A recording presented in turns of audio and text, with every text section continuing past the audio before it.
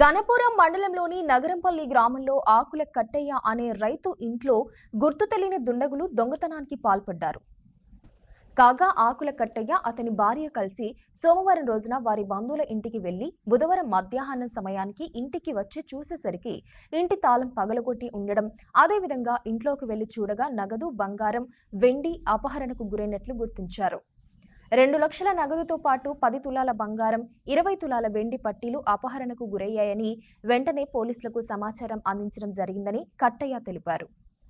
నా పేరు ఆకుల కట్టయ్య, నగరంపల్లె, గన్పూర్ మండలం, జిల్లా జయశంకర్ భూపాలపల్లి. సోమవారం రోజు నేను, నా భార్య, నా బిడ్డ, మా అల్లునికి ఆపరేషన్ అయిందంటే మేము సైదాపురం పోవడం జరిగింది. నిన్న ఒక్కరోజు ఆడున్నాం. ఇలా మధ్యాహ్నం 1 గంటకు వచ్చే వరకు మా ఇంటికి వచ్చి మేము కాటెక్కలు కట్టుకొని ఇంట్లో పోయే వరకు తాళం బలి కొట్టి ఉన్నది. లోపలి వైపు చూసే వరకు లోపల ఉన్న మైదాను కింద భాగంలో మేము పైసలు 2 లక్షల రూపాయలు, 10 తులాల బంగారం పెట్టినాం. ఆ బంగారాన్ని దోసుకొని పోయినరు. ఆ డబ్బులు పట్టుకపోయారు.